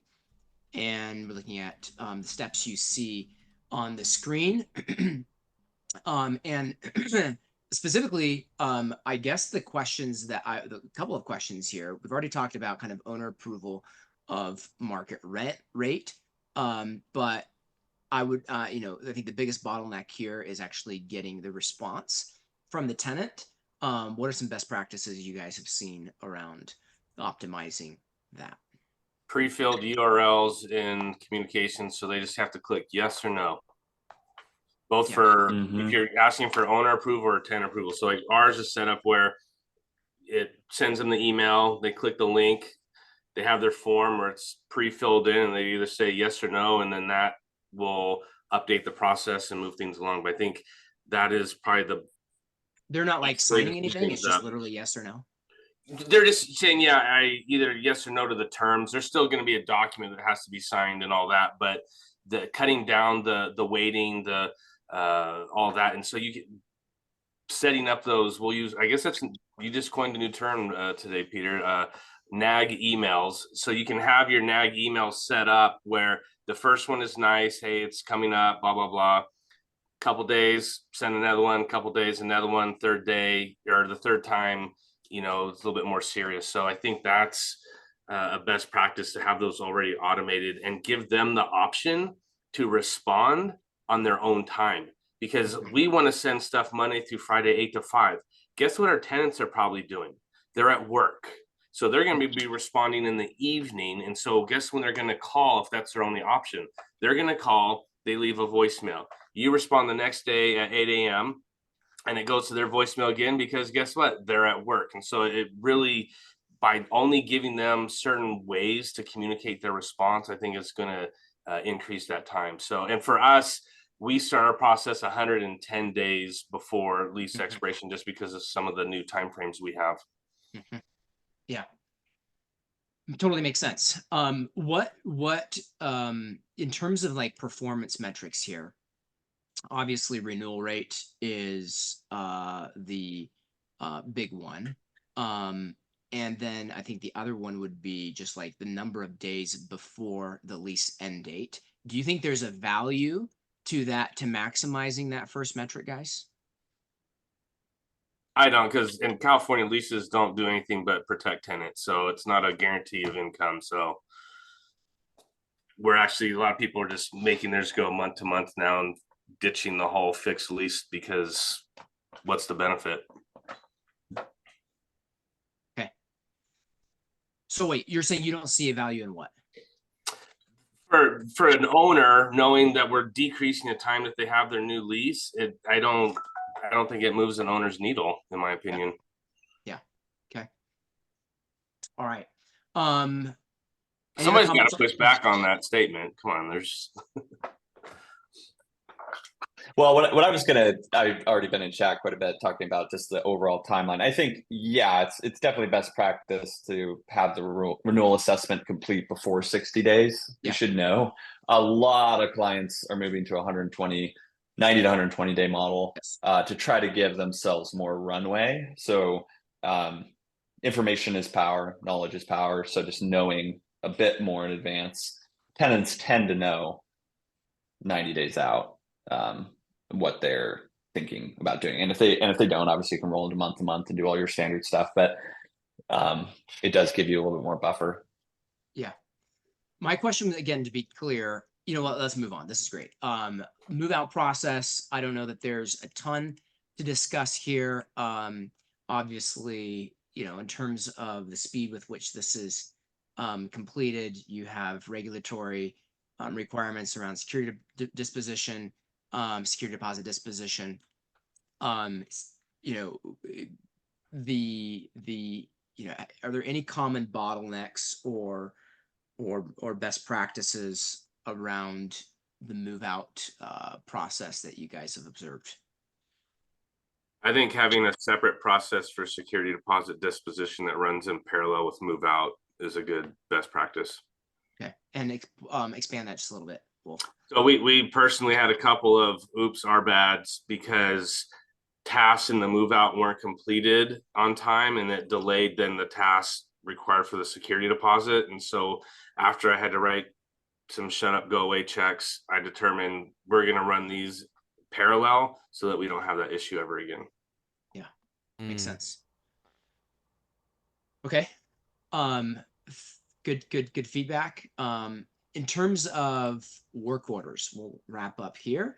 We talked a little bit about this already in context with some of these steps in reference to the turnover process. But let's just unpack this a little bit here.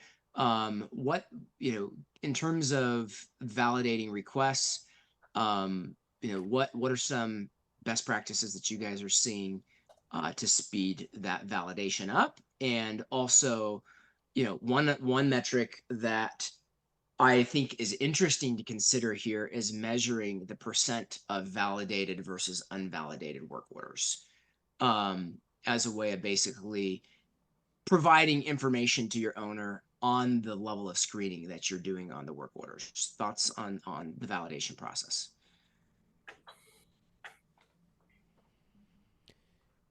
Yeah, I agree. And there's huge value to being able to show the owner, hey, we actually, we headed off X percentage of incoming work orders and prevented a single dollar from being spent at your property because of our work to validate these requests and either get the prior vendor back out there, notify the resident that it's a resident responsibility item, engage your home warranty company, engage an appliance warranty. There's a lot of ways that you can solve a problem without spending your owner's money, and all of those should be checked before you issue a work order for a property. So definitely like being able to track that metric and brag about it. Yeah. Let's talk a little bit about just the whole owner approval and funding process. You know, bottleneck in the work order process. Any best practices that you guys have seen here on owner approval? I've seen a few. Yeah, I've seen a few. So when you're thinking about streamlining the owner approval piece, you know, a lot of different softwares out there obviously allow you to you know, send out emails with yes, no, and try to get approval through them, like clicking buttons. But what's interesting is engagement on those features from what we've seen is really low. So some of the best practices we've seen is it's actually a live phone call. Vendor goes to the property, you get the live understanding of what's happening. And again, this is after all troubleshooting's happened. We actually need to dispatch someone needs to be out there, and it's over the reserve limit. So vendor calls us, says, hey, it's gonna be over or texts us, this can be over the reserve limit.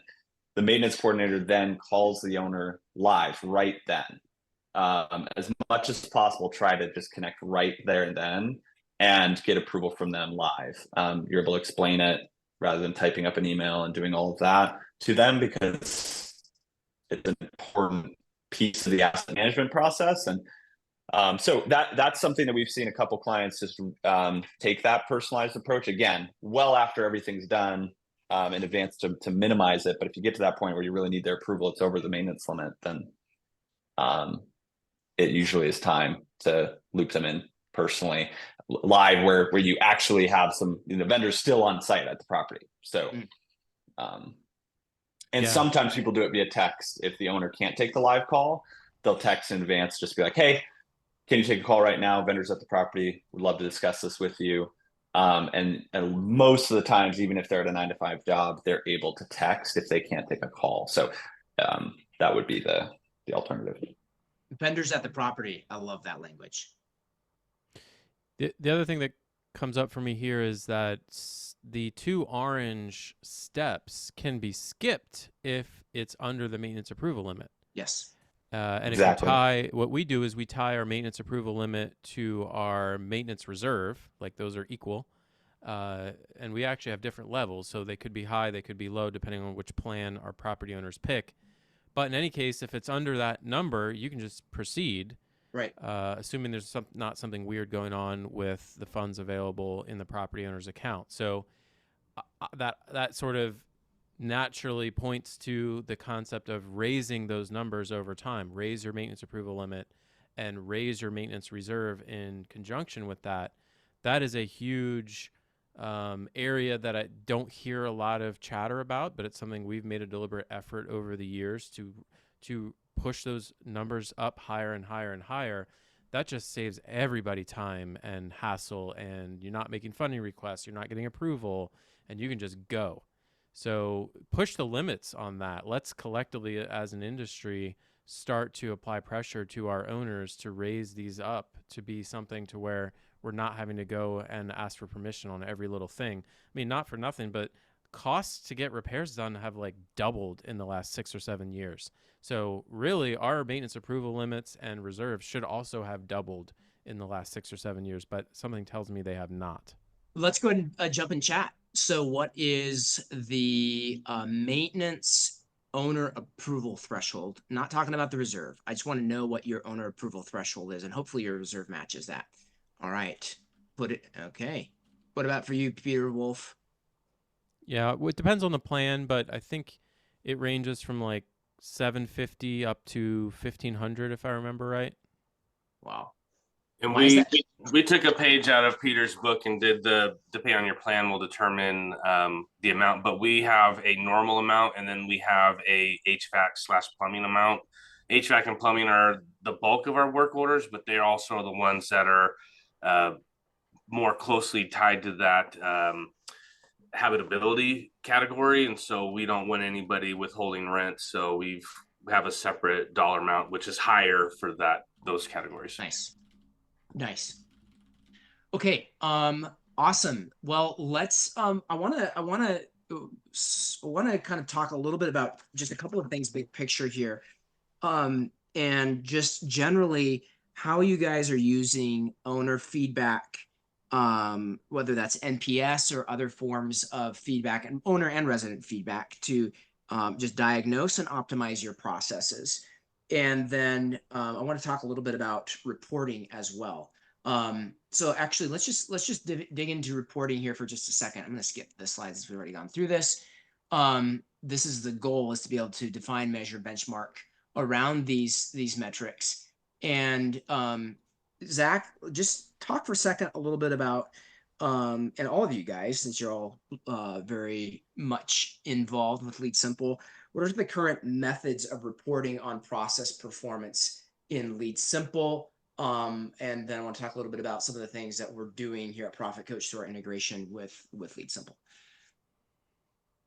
Great question. So right now, the way to report on processes, there's kind of two different ways. So the all processes dashboard, and you're able to create a ton of different save views. I'll drop the link to the save view instructions because I don't want to get into all the details, but it's kind of underused, I would say, is like creating save view dashboards at the all processes level. And you can always export those too. A lot of people don't know that, but it's really easy to export. You can drop that into a Google Sheet, do graphs, worked with a client on that the other day. So if you want to do some additional stuff, that's not that hard. And then each individual process also, the save views can be applied to that. So your renewal save views can be totally different than your move in or move out. And so your different save views there. But we're also looking at suggestions and ways to really expand upon that, just give more valuable insights just right there front and center. And obviously everything that's going on with Siggy is really awesome too. So definitely don't hesitate to send over suggestions on the operations reporting side. Yeah. Big focus. Awesome. One of the things that we are building out, we have built out, and this is currently our newest offering here at ProfitCoach, is our Siggy dashboard, which is a real-time live reporting dashboard that syncs directly with LeadSimple. And I'm not going to spend a lot of time on this since this isn't a sales pitch. But essentially, the idea here is that on a custom basis, property managers can define what are those glass balls, what are the metrics that have to be at 0 at the end of the day for today to be a win.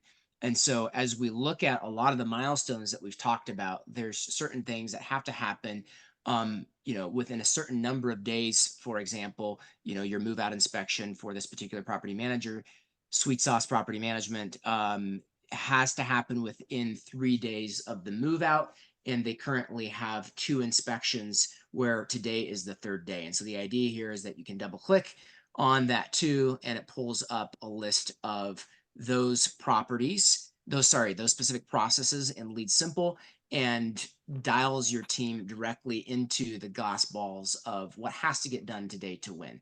The other cool thing about this reporting mechanism is that, one of the things you talked about, Wolf, was like stuff getting delayed or tasks not being created based off of previous tasks not having been completed.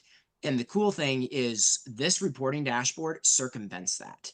And so what this is doing is looking for, is there a completed task with this task ID for this relative process?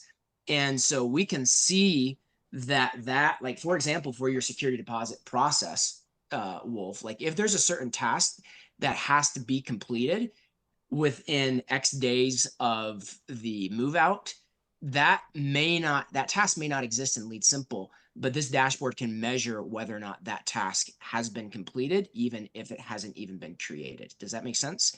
Mm-hmm. So this is a really great way to make sure that you've got a bird's eye view as both a property manager and an owner of your key processes. All right.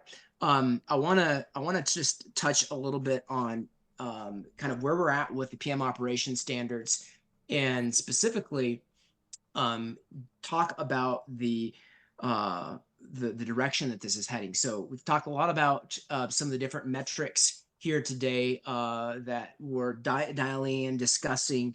And, a lot of these are very precise. And we believe that for the metrics to be meaningful, there has to be a significant amount of precise data. And so the idea here is that with our partnership with LeadSimple, we're going to be able to make sure that people who are contributing their data to these benchmarks actually have these key milestones that we're measuring off of inside their LeadSimple processes, so that we can actually have very specific and clean measurements on this sort of thing. And so in my view, certainly broad adoption is going to come when all the property management softwares give a way to report on these things, but we're going to circumvent that by building off of workflow data like such as available in LeadSimple, and then expand. But the goal is to not only have defined metrics, but actual benchmarks, and ultimately segmentable based off of regional considerations just for you, Peter. All right. So that's I think to go go ahead. along with that, one thing that we just barely started is we're putting a scorecard on our website and using that as a differentiator because right now, all the realtors that can't sell anything, they're getting in the PM, even though we do brokerage. So to differentiate ourselves from everybody else that can make a snazzy dazzy website is we're putting a scorecard with our live data. And I think that's what's going to help adoption, because you're going to have an owner start saying, well, this company, their speed to repair is X, and their whatever you call it, speed to revenue, I kind of like that, opposed to days on the market, is this. And they're going to, as they get more astute, they're going to want to know your stats, because right now they'll call how many people are on your team, how many doors you have under management, and that's what they've been trained on. And as they become more astute with their data, that's what's going to drive adoption, because it's going to be the differentiator in sales. 100%. And the idea there is, again, back to what we said, you will know if you're doing a good job, and you will be able to prove it to your prospects relative to your competition, and then also drive team performance around that as well. Yeah. And the goal is that you and your team can win every day in property management. There's a standard of success, and you know how you stand relative to it. So next steps, we're going to talk about in the last 15 minutes that we have, we're going to talk a little bit more about NPS. Peter, I want you to unpack that a little bit, how you're using that to optimize processes. Only 15% of people based off our last webinar poll are actually using NPS. We think that's a really meaningful opportunity. And then also want to talk a little bit about how you engage your team with everything we've been talking about today. So 2 last topics of conversation. But before we get to those, if you're like, hey, there's some significant opportunities here for me to be optimizing my processes. I really need to go to the next level on our process design and make sure that we have a data-driven approach to building processes and to managing team performance. We'd like to offer a data-driven process design diagnostic with our team to help you get clear on what's working, not working with your current processes, help you identify what needs to be true of your processes to accomplish your goals while maximizing efficiency, and help you revolutionize your workday by defining your can I go home yet metrics. We think that this is critical to creating a win every day environment. And if this is like, yeah, man, I am interested in going to the next level on this, just say yes on the poll, and we'd be happy to get that scheduled with you. Okay, let's go ahead and talk about process optimization using data. What does that look like for you, Peter? You get your NPS feedback. Some of that is just strictly quantitative, but some of it's qualitative, I assume, as well. How does that drive a process optimization conversation? And then, Angee and Wolf, love your guys' feedback on this as well. Great. So yeah, we do NPS surveys, Net Promoter Score. That goes out to all of our residents and our property owners every 4 months or so. And the answers that we get are piped right into our Slack. So we have 2 different Slack channels, one for owners, one for residents. Every time they leave us a review or a score, that drops right into Slack where everyone can see it. And they often will leave a comment as well, and the comment shows up too.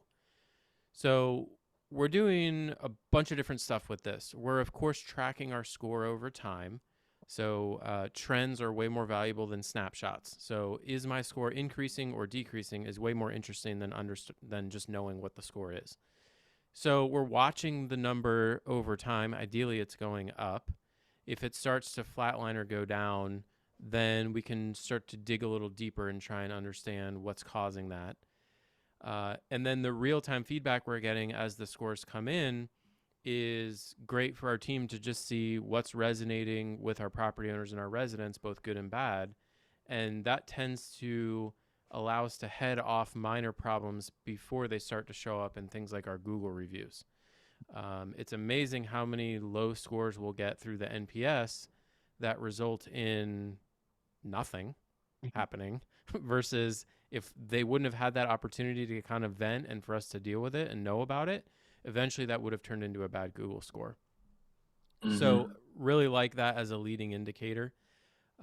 What you can also do, which I find fascinating, is if you take all of your NPS negative scores with comments and feed that into like a word cloud, and there's a bunch of these free word cloud softwares that you can just use on the website for free. It'll generate a word cloud with all of the most common words that are appearing in your negative reviews, like largest. And so it will immediately surface what are the common words that are people using when they leave negative reviews.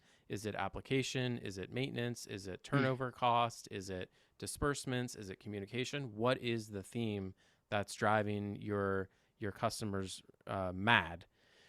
So that can then, again, you take that information, you go back and you dive into the processes that are related to those things that are showing up repeatedly, and you improve them and dig in and figure out, hey, what's going on?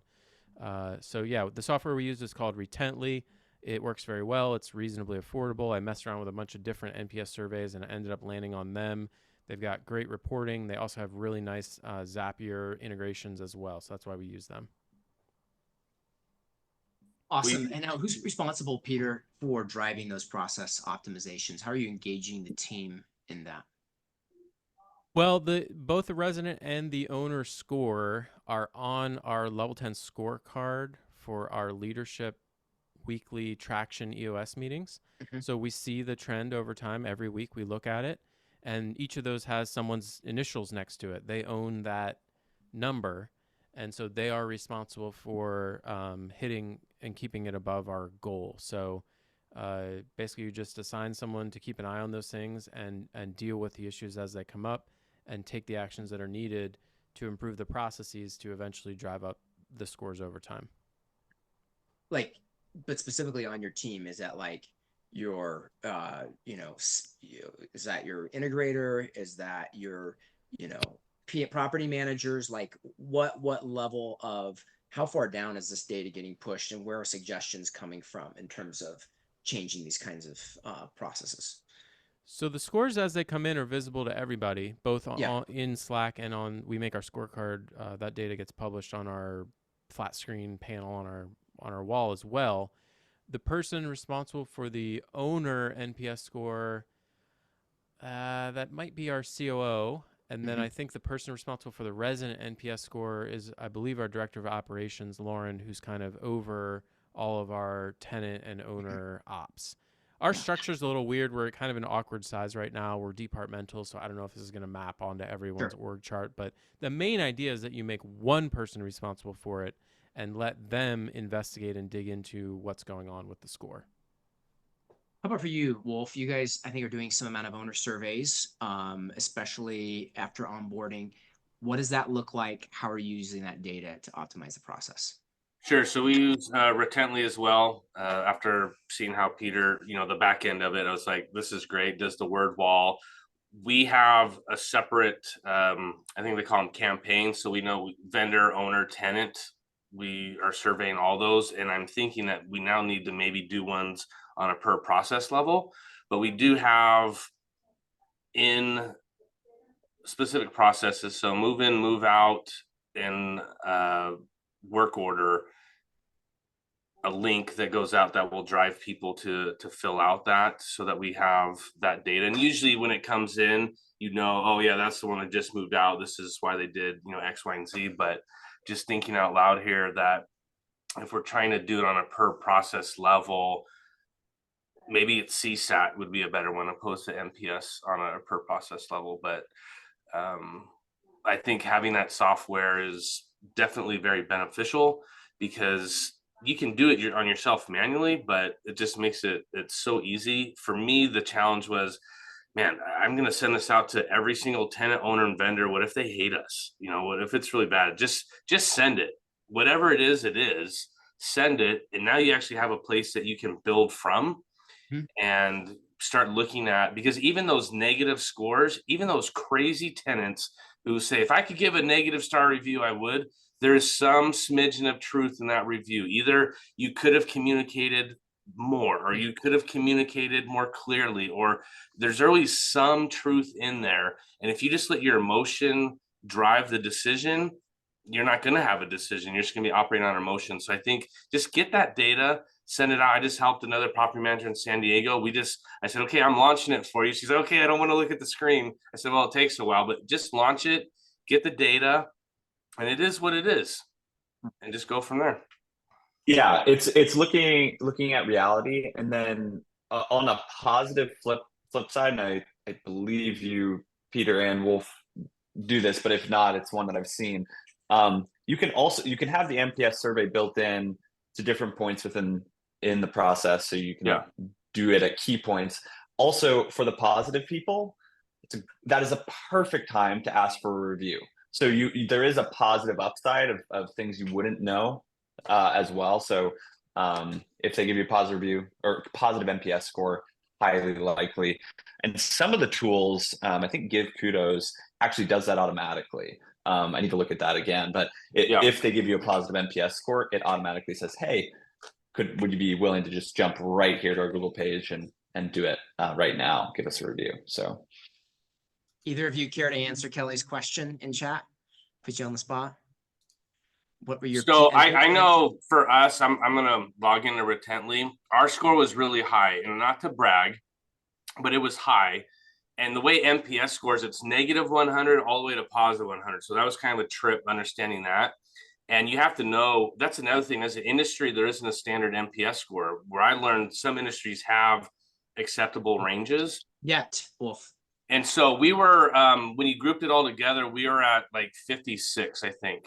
And that was with vendors, tenants, and owners. Wow. Owners loved us a lot more than tenants, and our vendors were in the middle. But what was low was our response rate to that survey. And so I was kind of like, at first I was excited, like, oh, they love us.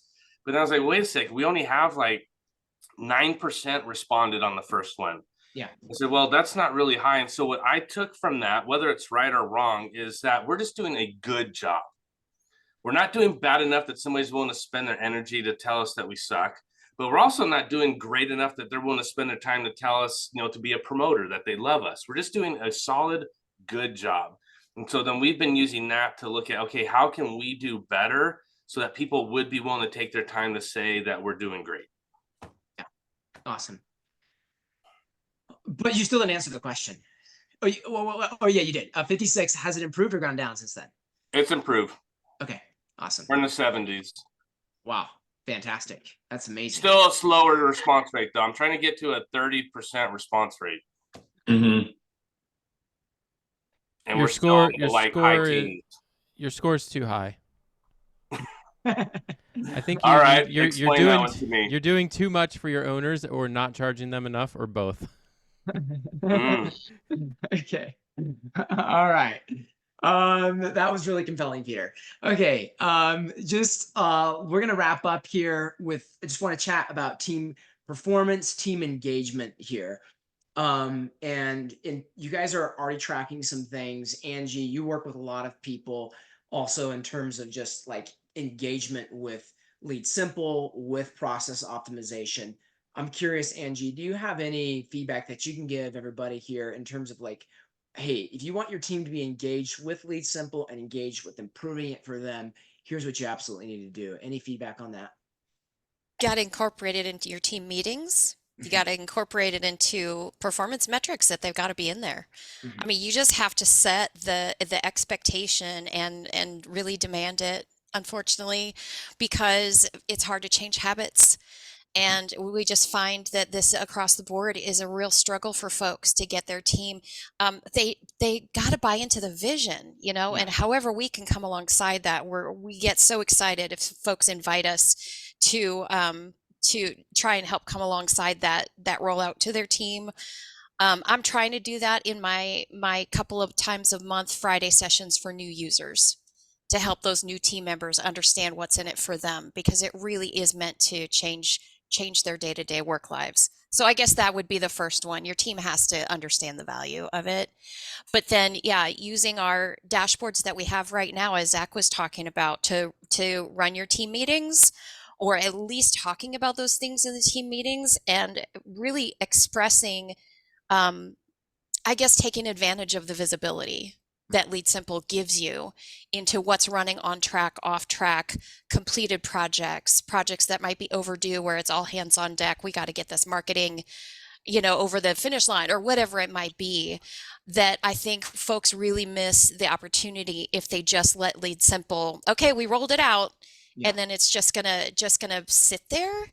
No, you've got to participate with it. You've got to incorporate it into your meetings and your culture and your daily language. Great feedback.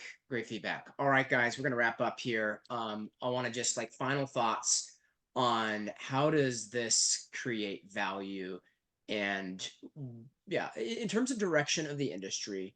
I think we're going to see more and more pressure on monetization and fee maxing as it's been done for the last 10 years. How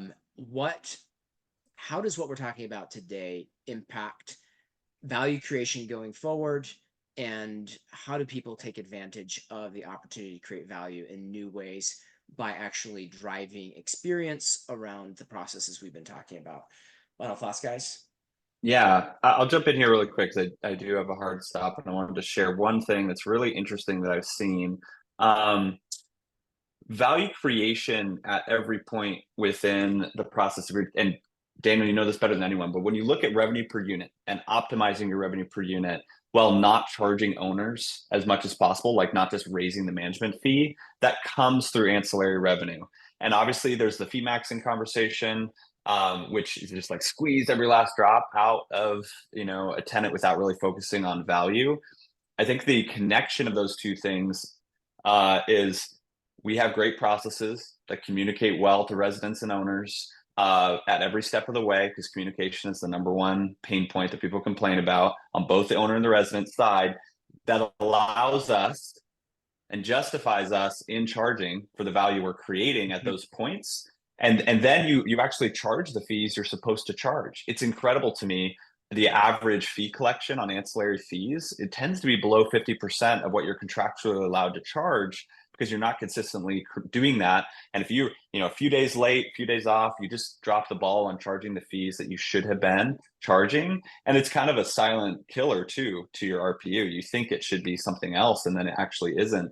And then if you don't have processes, how are you going to effectively roll out some new ancillary revenue to the team if you don't have that in place to just plug it in? So I think there's a totally undervalued amount of revenue per unit contribution from having the processes in place to ensure that you actually create the value, justifying the ancillary revenue that you need to charge to stay competitive without raising prices on owners.